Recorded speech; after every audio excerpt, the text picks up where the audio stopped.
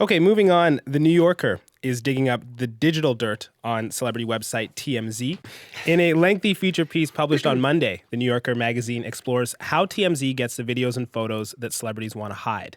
Rachel, it's an 11,000-word piece. Can you sum up the piece for us? How do they get the videos? How do they get it? I mean, there's nothing. I think there's not that much that's surprising in the piece, but I think just the kind of the depth of investigation into sort of how the sausage is made for TMZ. So, they have like an almost CIA level of network of informants. So people that work at airlines, people that work at restaurants, dry cleaners, who will call TMZ with tips. So this star came in, this couple is here, they're fighting, this person's plane is about to land.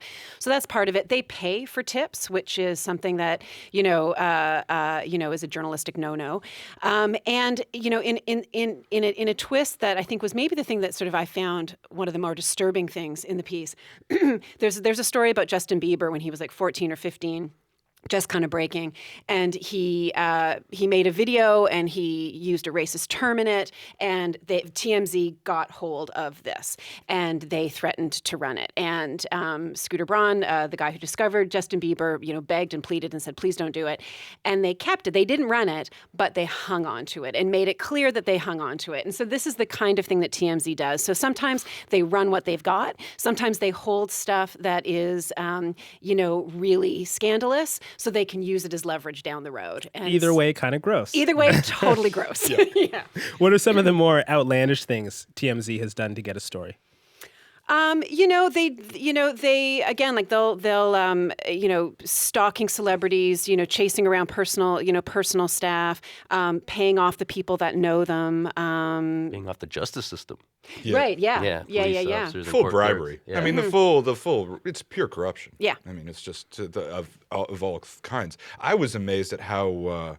To me, reading this piece, it was like I read it just after I read this book called Hedda Hopper's Hollywood, which was about Hedda Hopper, who's a celebrity gossip columnist in the 30s, and it was exactly the same. I mean, it was amazing how similar it was. Like that that there's the same network, there's the same.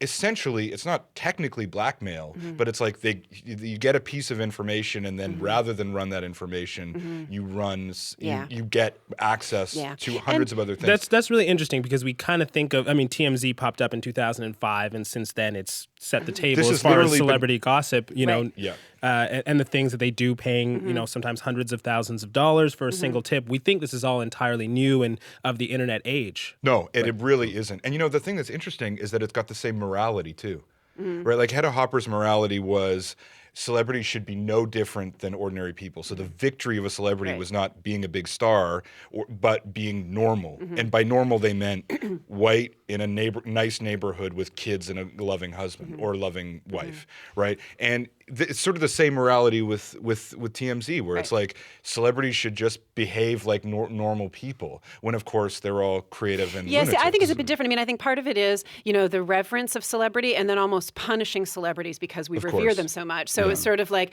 we want to pay all that. We're fascinated with you, but we're kind of disgusted by our own fascination. So we will do whatever we can to knock you off the pedestal that we've put you on. And it's sort of this constant dance. Creating celebrity and destroying celebrity. Yeah, absolutely. Yeah. And sort of, wanting to show, the underbelly of people's lives. To the point where, one of the things that, they will say, that they, reported on, the Ray and Janae Rice, when he hit her in the elevator. That was one of theirs. The Chris Brown, when he hit Rihanna. So they'll make this case that they are exposing that there's something good in what they do.